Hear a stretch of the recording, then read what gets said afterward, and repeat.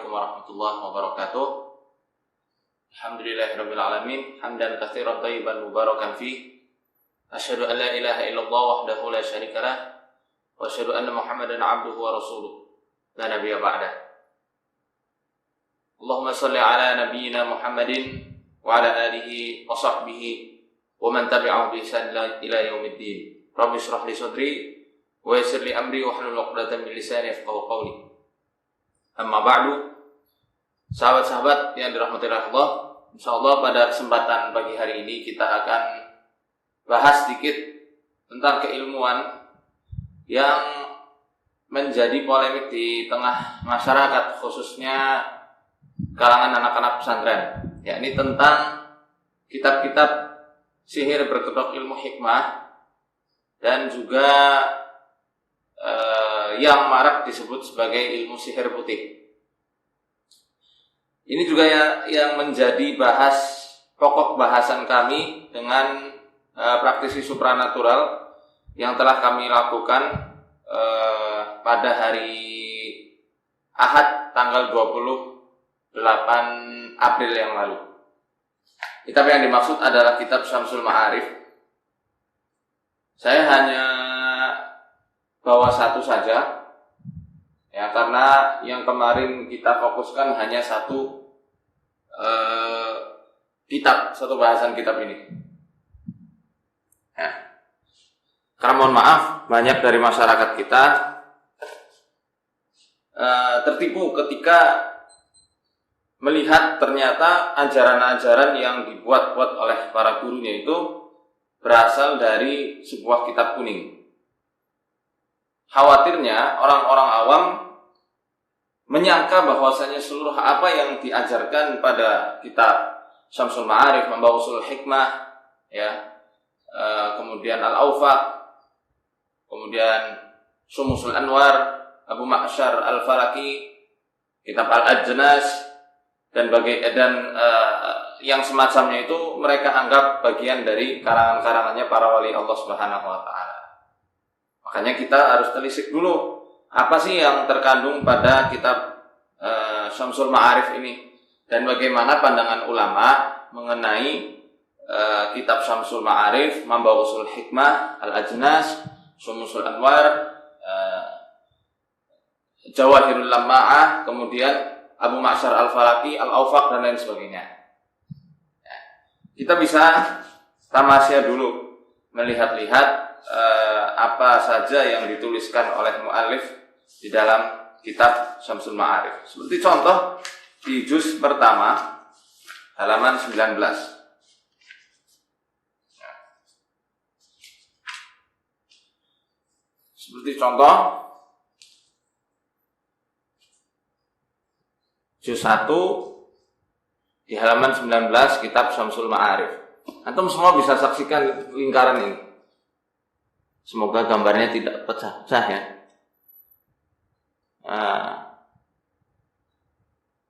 Mungkin antum pernah lihat gambaran seperti ini.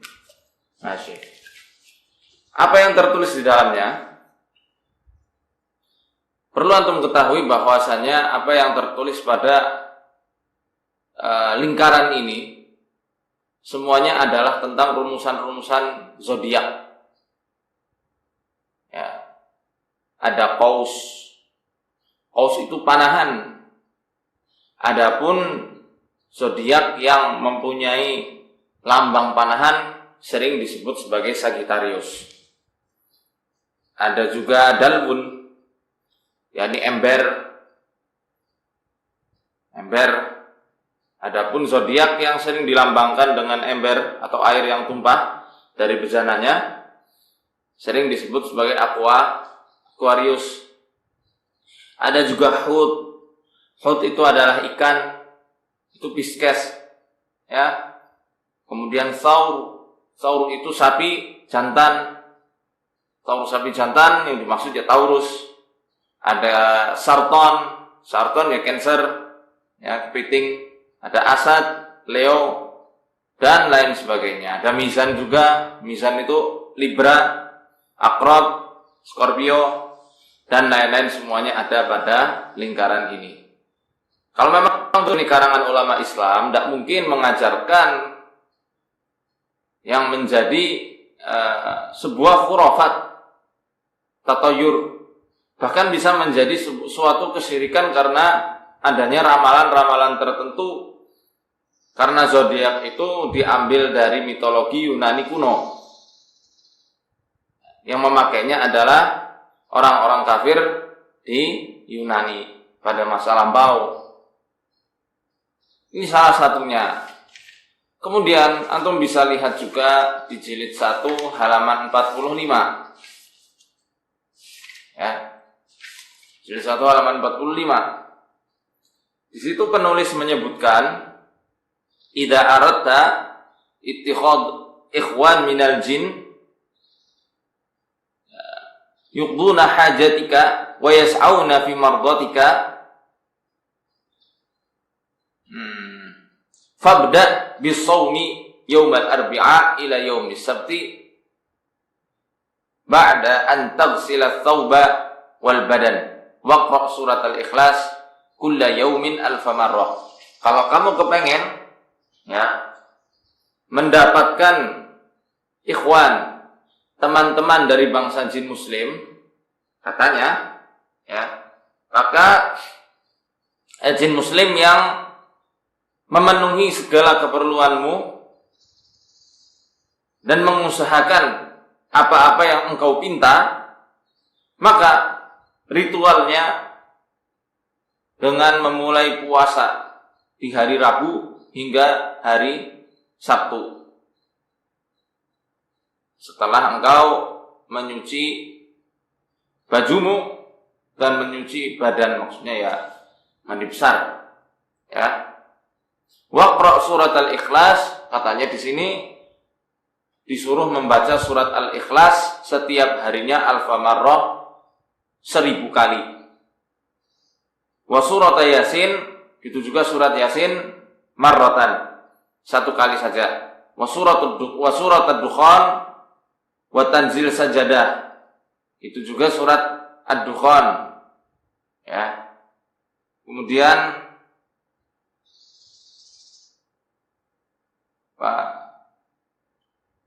dan sajadah ini Fusilat dan juga surat Al-Mulk, semuanya 1 kali.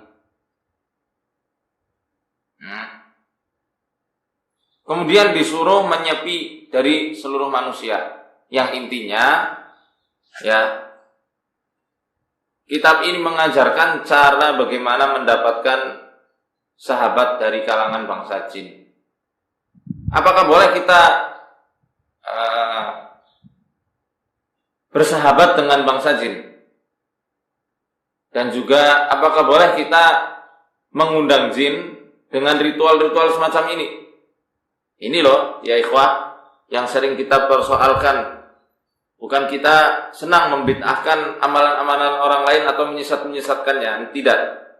Ketika antum diberikan suatu amalan, alangkah indahnya, alangkah baiknya tanya kepada si pemberi amalan tersebut.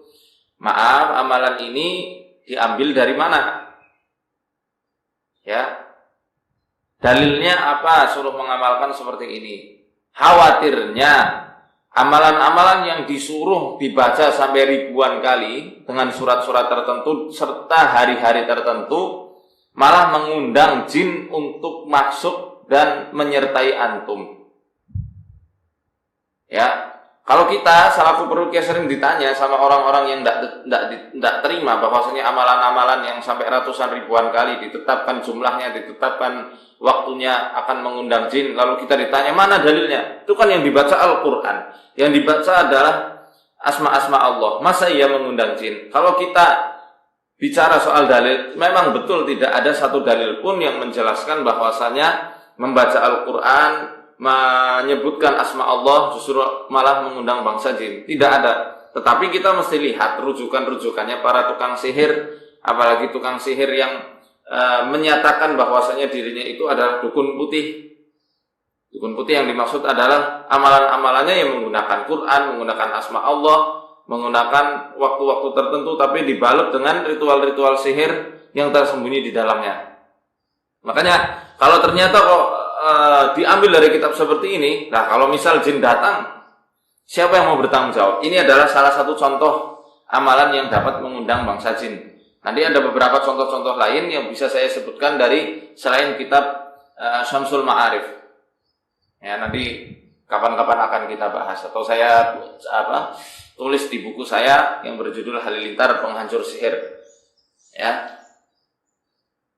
Apakah boleh? Sekarang kita tanya dulu, apakah boleh hukum bagaimana hukumnya meminta tolong bersahabat dengan bangsa jin supaya jin itu menunaikan seluruh apa yang kita pinta, menunaikan seluruh keperluan-keperluan serta hajat kita. Kira-kira boleh apa enggak? Tidak boleh hukumnya, haram. Tidak boleh hukumnya haram. Bahkan Sayyid Al-Arwasi dalam kitabnya dijelaskan bahwasanya inna ta'arufal insani bil jinni la yanfa'uhu bal yadurruh. Sesungguhnya ta'aruf di sini maksudnya dalam hubungan persahabatan ya. Persahabatan antara manusia dengan jin la yanfa'uhu bal yadurruh. Sama sekali tidak akan pernah bisa mendatangkan manfaat, tapi justru malah akan memberikan manusia yang bersahabat dengan jin itu banyak madarat. Wal mukalamatu ma'ahum ka suhbatil fusaq. Kita berdialog, berinteraksi dengan jin, kata Syed Al-Arwasi menjelaskan, itu sama halnya kita sedang bersahabat dengan fusaq, orang-orang yang benar-benar fasik, orang jahat. Lam yastafidil muta'arifu ma'ahum. Yang sama sekali orang-orang yang bersahabat dengan jin itu tidak akan pernah mendapatkan faedah apapun ketika berbicara dengan mereka, ketika mengundang mereka, ketika bersahabat dengan mereka. Tidak akan pernah dapat manfaat, tidak akan pernah dapat faedah sama sekali dari bangsa jin yang mereka undang. Bahkan Syekh Muhyiddin Ibnul Arabi, dia adalah seorang tokoh sufi yang mungkin menurut sebagian kalangan dicap sesat karena konsep wahdatul wujudnya. Dalam kitab Ibnul Arabi yang berjudul Al-Futuhat Al-Makkiyah, ya, Al-Futuhat, di bab ke yang 51, beliau menjelaskan di situ, gamblang tertulis di dalam, walam yahsul ayyu ahadin ala ayyati ma'lumatin bihaqqillahi ta'ala minal jin. Tidak ada seorang pun yang dapat mencapai tentang pengetahuan terhadap hak-hak Allah Subhanahu wa ta'ala dari bangsa jin. Jadi bangsa jin itu tidak bisa mengajarkan kita itu tentang perkara-perkara ilmu agama, tidak bisa mengajarkan tentang perkara ilmu tauhid, tidak bisa juga mengajarkan tentang perkara ilmu-ilmu fikih. Kenapa? Kata Ibnu Arabi menjelaskan, li'anna ulumahum ad-diniyah qalilatun jiddan. Itu kata Ibnu Arabi, karena ilmu-ilmu mereka terhadap agama Allah itu sangat sedikit sekali. Sangat sedikit, pakai sekali. Berarti dikit banget. Cukuplah kalau mau belajar agama ya ke pesantren, nggak usah pakai guru gaib. Ya, dukun yang nyimak siaran saya ini. Kalau jenengan mau belajar agama, pergi pesantren, ke para ustadz, para kiai, para habaib, silakan saja. Ustadz-ustadz yang berpegang teguh pada Quran Sunnah itu lebih baik, afdol. Ya, daripada nyambat bangsa jin, mau talaki, misalnya matan Jazari misalnya, belajar tajwid ke bangsa jin, atau mau belajar ilmu nahwu ke bangsa jin, alfiyah misalnya, tidak perlu cari ke pesantren, karena mereka, kata Ibnu Arabi, sangat sedikit sekali pengetahuan mereka terhadap agama. Ya. Di akhir qaulnya Ibnu Arabi menjelaskan, wal muta'arifu ma'ahum yakununa mutakabbirin. Dan kebanyakan orang-orang yang bersahabat dengan bangsa jin, kebanyakannya mereka akan menjadi orang-orang yang angkuh dan sombong. Antum bisa lihat, bisa cek orang-orang yang punya khodam, Masya Allah, Subhanallah. Terkadang sifat angkuhnya itu susah untuk dikendalikan. Meremehkan orang lain. Saya punya khodam, kamu tidak punya. Kamu macam-macam sama saya, harimauku akan menyantap. Misalnya seperti itu. Ya. Misal lagi yang punya teknik-teknik ramalan karena dibisiki bangsa jin juga akan demikian. Timbul rasa angkuh dan sombong. Ini yang berkata ulama sufi. Lalu kalau Anda ngaku-ngaku sufi yang mana? Suka film? Ya. Oh, oke lah kalau suka film itu yang Anda mau. Karena kebanyakan orang-orang yang bisa melihat jin, berteman dengan bangsa jin itu selalu mengait-ngaitkannya dengan ulama-ulama sufi. Kasih sufi sing ngendi? Sedangkan sufi sendiri menepis tentang perkara-perkara yang demikian. Itu satu. Syekh Mutawalli Asy'arawi rahimahullah taala, beliau juga ulama sufi. Gurunya para masyayikh Al-Azhar, Imam Du'ah di masanya. Itu beliau juga menolak, mengharamkan meminta tolong kepada bangsa jin.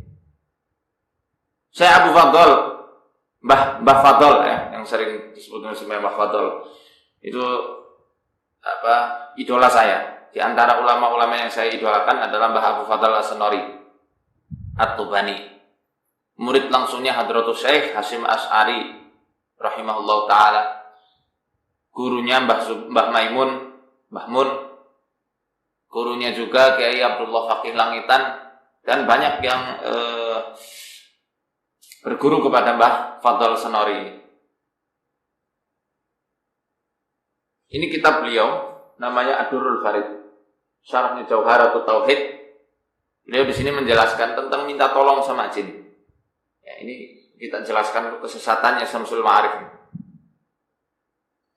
Ar-Rabi' annahu la yajuzu isti'anata bil jinni fi qada'il hawaij wa imtithali awamiri wa ikhbarihi bi syai'in minal mughibat wa nahwu dzalik. Bab yang keempat, bahwasanya tidak diperbolehkan meminta tolong kepada bangsa jin untuk menunaikan hajat atau keperluan kita. Tidak diperbolehkan juga meminta tolong bangsa jin untuk mematuhi segala apa yang diperintahkan. Ya. Dan tidak diperbolehkan juga meminta tolong kepada bangsa jin supaya bangsa jin itu mengabarkan sesuatu tentang perkara-perkara gaib terhadap kita. Itu haram hukumnya. Mbah Fadl Sanori. Jadi kalau Anda anggap bahwasanya yang melarang minta tolong sama jin itu semuanya Wahabi, bosan saya sama perkataan Wahabi, Wahabo. Nggak tahu. Kalau kita tanyakan apa Wahabi apa nggak tahu sendiri. Maka ini semuanya ulama-ulama yang jauh dari apa yang Anda katakan, yang saya kutipkan ini. Ya, semua umat Islam insyaallah sepakat bahwasanya minta tolong sama mereka itu haram, tidak diperbolehkan. Dan sihir itu semuanya haram. Baik ulama dari Salafiyin, baik ulama dari Asy'ariyah, semua sepakat satu kata, seias kata bahwasanya itu semuanya haram. Termasuk kitab-kitab tentang Syamsul Ma'arif. Anda bisa lihat juga di halaman 251 kitabnya Mbah Fadl. Di situ beliau menjelaskan, ya, fa idza ta'ammalta bil insafi ma dzakarnahu min awwal mabhath as-sihri ila hadha al-mawdi' alimta anna syamsal ma'arif wa manba' usul al-hikmah alladaini huma li Syekh Al-Buni wa amthalahuma dakhilatun fi jumlati kutubis sihri. Beliau menjelaskan, kalau engkau merenungi dengan sifat yang insaf, wawasan yang terbuka, hati yang legowo, dari awal pembahasan masalah sihir sampai maudhu' ini, sampai pembahasan yang sekarang ini, alimta, engkau akan mengetahui bahwasanya, engkau akan berkesimpulan bahwasanya kitab Syamsul Ma'arif dan kitab Manba' Usul Hikmah alladaini huma li Syekh Al-Buni, yang keduanya itu ya adalah karangannya Syekh Al-Buni, dan kitab-kitab yang semisal dengan dua kitab tersebut dakhilatun fi jumlati kutubi sihri, semuanya itu masuk kepada salah satu rangkaian besar kitab-kitab sihir, koleksinya para tukang sihir. Syamsul Ma'arif, Ushul Hikmah, Hafaq, Syamsul Anwar, Jawahirul Lama'ah, Abu Falak Al-Mi'syari, Al-Ajnas, dan yang semacamnya, itu semuanya masuk kepada kitab-kitab sihir. Wa aiqantu annal qaila bi anna nudhumal jaljalutiyata li sayyidina Ali ibni Abi Thalib karramallahu wajhah kadibun. Dan aku sangat yakin, kata Mbah Fadl, bahwasanya orang yang mengatakan bahwasanya nadham jaljalutiyah itu ada asma, namanya asma jaljalutiyah, kapan-kapan kita bahas. Ya. Yang katanya sanadnya bersambung kepada Ali bin Abi Thalib radhiyallahu anhu, maka kata Mbah Fadl, aku sangat yakin bahwasanya orang yang mengatakan demikian adalah orang yang pendusta. Titik. Itu kata Mbah Fadl. Ini ulama Nusantara kita. Oleh karenanya saya enggak mencela-mencela, dan saya enggak akan cabut omongan saya yang mengatakan bahwasanya Syamsul Ma'arif ini adalah kitabnya tukang sihir. Mabausul Hikmah kitabnya tukang sihir. Ini baru satu referensi. Kalau Anda masih penasaran, Anda enggak terima dengan referensi ini, insya Allah akan saya sodorkan beberapa referensi-referensi lain dari berbagai kitab-kitab ulama al-asfiya, ulama sufi ya, yang menentang tentang kitab Syamsul Ma'arif ini. Itu juga tentang ilmu kebal, karena ini juga jadi syubhat di kalangan kita. Gimana tentang ilmu kebal? Kok yang ngajarkan ya anak-anak pesantren? Apakah memang ada? Ya semuanya masuk di pembahasan kitab-kitab yang semacam ini. Mana bantahannya yang mengatakan bahwa ilmu kebal itu adalah sihir? Anda bisa lihatlah kitab Bughyatul Mustarsyidin, karangannya Al-Habib Abdurrahman Al-Masyhur. Al-Habib Abdurrahman Al-Masyhur, namanya kitab Bughyatul Mustarsyidin. Bughyatul Mustarsyidin halaman 299. Halaman 299. Di situ beliau menjelaskan, mana?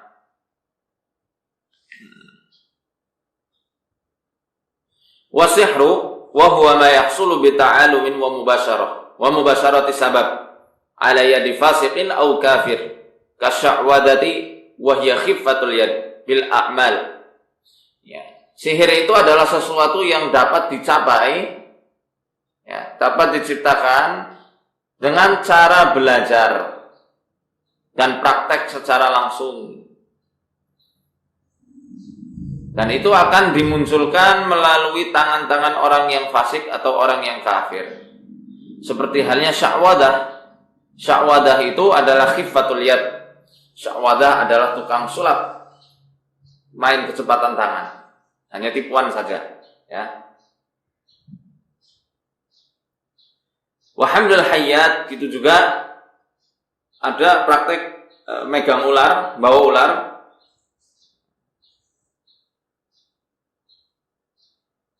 Waladukhalahu, kemudian ular itu suruh mematok dan bisanya itu masuk ke dalam orang yang bawa. Wala'bu bin nari min ghairi ta'thirin, atau dengan main-main api tapi tanpa ada bekas yang nampak pada orang yang main-main api. Biasanya kita lihat ya, ada yang main sepak bola pakai api, sepak api ya namanya. Ada juga yang makan obor, masukin ke mulut. Ada juga yang membakar dirinya sendiri atau berjalan-jalan di atas bara api. Ini kata kata Habib Abdurrahman Masyhur termasuk bagian dari sihir. Ya. Wat talasim wat ta'zimat al-muharramah واستخدام الجن وغير ذلك إذا عرفت ذلك علمت annama yata'atahu alladhina yadribuna sudurahum bidabbusin aw sikinin aw yud'inuna a'yunahum aw yahmiluna an-nara wa ya'kulunaha wa yantamuna ila Sayyidi Ahmad Ar-Rifai aw Sayyidi Ahmad bin Ulwan aw ghairihima minal awliya'i annahum in kanu mustaqimina 'ala syari'ati. Nah, ini panjang ya, nanti saya jelaskan. Intinya termasuk bagian dari sihir juga. Tolasim itu adalah rumus-rumus sihir yang biasanya menggunakan diambil dari kitab Awfaq, Syamsul Ma'arif, Usul Hikmah dan yang lain dari itu, ya. Itu namanya tolasim. Ta'zimat al-muharramah, itu juga jimat-jimat yang haram. Ada jimat yang haram berarti ada jimat yang halal dong. Jimat azimat yang halal menurut al-Imam al-Arba'ah, ya, Imam Syafi'i, Imam Ahmad dan lain-lainnya, Abu Hanifah, Imam Malik, dibolehkan jimat itu ketika tulisannya murni ayat Al-Quran. Tapi kalau saya memilih hati-hati, lebih baik tidak usah ya, tidak perlu pakai jimat ya. Walaupun mereka membolehkan, tapi untuk berhati-hati lebih baik tidak usah. Itu yang murni ayat Quran. Tapi kalau ada wafak-wafaknya, tolasim-tolasimnya, itu haram hukumnya ya. Wastikhdamul jan, itu juga meminta tolong dengan bangsa jin ya.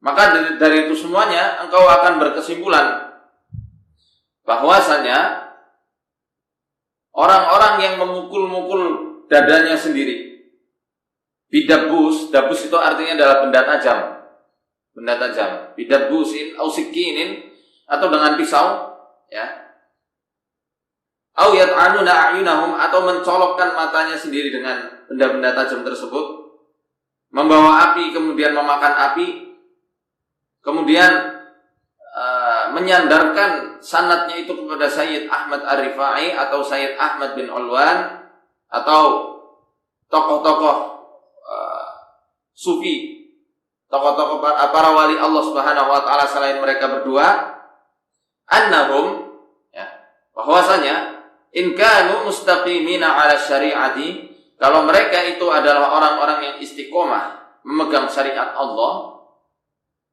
qaimina bil awamir, dan juga memegang teguh perintah-perintah Allah Subhanahu wa taala, ditegakkan perintah-perintah Allah, tarikina lil manahi, selain itu juga mereka meninggalkan seluruh apa-apa yang Allah larang, alimina bil fardil aini minal ilmi, begitu juga mereka alim, mereka mengetahui tentang perkara-perkara yang fardhu ain, amilina bihi, selain mengetahui mereka juga mengerjakan perkara-perkara yang difardukan oleh Allah Subhanahu wa taala.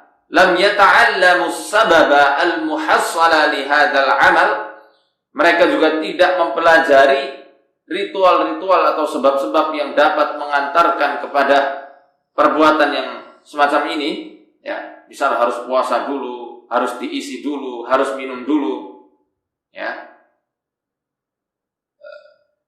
Fahuwa min haizil karamah wa illa fahuwa min haizis sihri.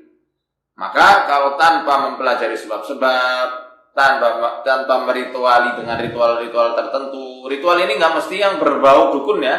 Kadang ritual-ritual juga pakai zikiran-zikiran tertentu. Kalau misal dia kebal pakai zikiran-zikiran tertentu, bacaan ayat Quran tertentu dengan jumlah bilangan yang sudah batasi, waktu-waktu yang sudah ditentukan, maka itu bagian dari sihir, kata Habib Abdurrahman Al-Masyhur. Tapi kalau tidak, maka insya Allah itu bagian dari karomahnya para wali Allah Subhanahu wa taala. Dan ingat, yang namanya karomah itu tidak bisa ditular-tularkan, tidak bisa diajarkan, tidak ada rumusan tertentu untuk mendapatkan suatu karomah. Kalau misal ada orang yang mengatakan itu adalah karomah kemudian diajar-ajarkan, ditransfer ilmunya, maka itu bagian dari ilmu sihir. Kita bisa lihat orang-orang yang pakai ilmu kebal, syarat-syarat yang dijelaskan oleh Al-Habib Abdurrahman Al-Masyhur itu kebanyakan tidak terpenuhi. Mereka kadang tidak paham perkara-perkara yang wajib. Waktunya puasa malah yang harusnya digunakan untuk hanya beribadah, Sebagian malah ada yang berfoya-foya. Ya. Bahkan naudzubillah ada yang dangdutan, jogedan sama biduannya yang wanita yang non mahram, bahkan auratnya itu ngecap sekali. Ngecap dan terbuka ya, bukan hanya ngecap saja. Maka bagaimana bisa orang-orang yang punya ilmu kebal semacam itu dikatakan karomah? Kecuali karomahnya dari para setan. Ini mesti dibedakan baik-baik, ya, mesti dibedakan baik-baik. Mana karomahnya dari para wali Allah, mana karomahnya dari wali setan. Tidak mudah orang itu mendapatkan derajat wali, apalagi ngaku-ngaku wali. Kalau ngaku wali murid tidak masalah, ya. Tapi kalau wali Allah ini kan bahaya, konsekuensinya banyak. Nah, ini yang bisa saya sampaikan pada kesempatan pagi hari ini. Semoga bisa jadi pencerahan untuk antum semuanya, bahwasanya ilmu-ilmu kebal, ilmu yang diambil dari kitab-kitab berbahasa Arab, antum mesti tanya dulu kitab apa, karangannya siapa, lalu konsultasikan kepada orang yang faham dan yang mengetahui. Ya, itu insya Allah lebih aman, lebih menjaga antum, ya, lebih juga menjaga diri kita ini dari gangguan-gangguan setan tanpa diketahui. Oh, ada yang mau contoh lain? Ya, saya bacakan. Saya bacakan di bab yang lain tentang amalan yang dibaca sampai ratusan dan ribuan dengan jumlah bilangan tertentu serta ritual puasa tertentu itu dapat mengundang khodam. Bisa Anda buka di juz yang kedua halaman 122. Bab Riyadhah Qul Uhya al-Masyhurah. Di situ beliau menjelaskan Syekh Albuni. Ini untuk Anda yang tadi tanya, ya, Anda yang tanya mana contoh lainnya bahwasanya amalan yang ditetapkan jumlah bilangannya itu dapat mengundang jin. Tentu jumlah bilangan ini disertai dengan ritual-ritual khusus seperti puasa dan yang semacamnya. Di sini ada juga penjelasan i'lam ayyuhal akhfillah. Ketahuilah saudaraku, ya, saudaraku karena Allah, idza aradta dzalik, kalau kamu ingin menguasai ajian, ya, kalau kita katakan orang Jawa ya ajian, ya. Ajian Riyadhah Qul Uhya al-Masyhurah surat Al-Jin, sum 3 ayyam, disuruh puasa 3 hari, awaluha tsulatsa, tsummal arbi'a wal khamis. Diawali dari hari Selasa, Rabu dan Kamis. Ini supaya antum paham. Kalau ada yang ngasih tahu amalan-amalan suruh puasa dulu dari hari Selasa sampai Kamis, berarti hati-hati. Ini mungkin dari amalan-amalannya para dukun putih, ya. Wa huwa siyamuka an ghairi dhiruhin wa anta tabkhuru bihasalaban, ya. Dan siamnya ini, puasanya ini dilakukan dengan berbuka tanpa memakan sesuatu yang memiliki ruh.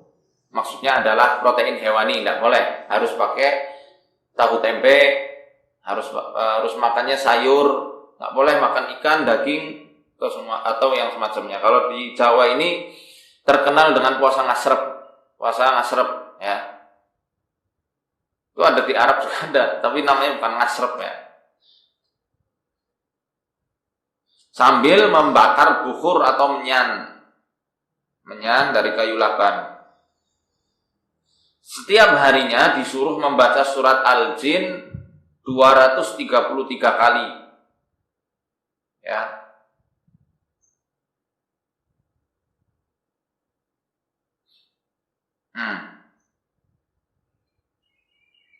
Kemudian hatamannya itu di malam Jumat 2/3 malamnya. Fa innahu yuhdiru laka khadimaha, maka nanti surat Al-Jin akan mendatangkan khodamnya kepada engkau, kepada si pengamal. Ingat baik-baik ini. Di sini menjelaskan kan, kalau kamu sudah hatam ritualnya, maka nanti si surat Al-Jin ini akan mendatangkan khodam kepadamu. Khodam ini ya pembantu dari kalangan bangsa jin. wa huwa rajulun qasirun. Ini sampai bentuknya pun ditampilkan, bentuknya pun disebutkan di dalam kitab ini. Khodamnya itu nanti bentuknya adalah rajulun qasirun tawilul yadaini. Khodamnya berbentuk manusia pendek, cebol, dengan tangan yang panjang. Ya, maka ini salah satu bagian dari ilmu-ilmu sihir. Ya, Al-Qur'annya tidak salah. Ya, Al-Qur'annya tidak salah. Yang salah itu adalah manusianya yang memodifikasi Al-Qur'an dengan perbuatan-perbuatan yang bid'ah. Maaf saya katakan bid'ah. Memang bid'ah dolalah yang semacam ini. Dengan puasa ngasrak, jumlah bilangan tertentu, waktu-waktu tertentu, bahkan dituliskan kalau selesai khodamnya akan terundang dengan bentuk yang tadi sudah dijelaskan. Pria cebol, tangannya panjang. Nauzubillah min dzalik. Semoga kita terhindar dari amalan-amalan sesat semacam ini. Dan hati-hati. Antum ambil ilmu mesti tahu siapa yang antum ambil ilmunya. Gitu ya. Saya bukan ustadz, saya hanya santri biasa yang hendak sharing saja ya masalah keilmuan yang Allah titipkan ke saya. Semoga ini bermanfaat untuk kita semuanya. Alafu minkum arsadani Allah wa iyyakum. Assalamualaikum warahmatullahi wabarakatuh.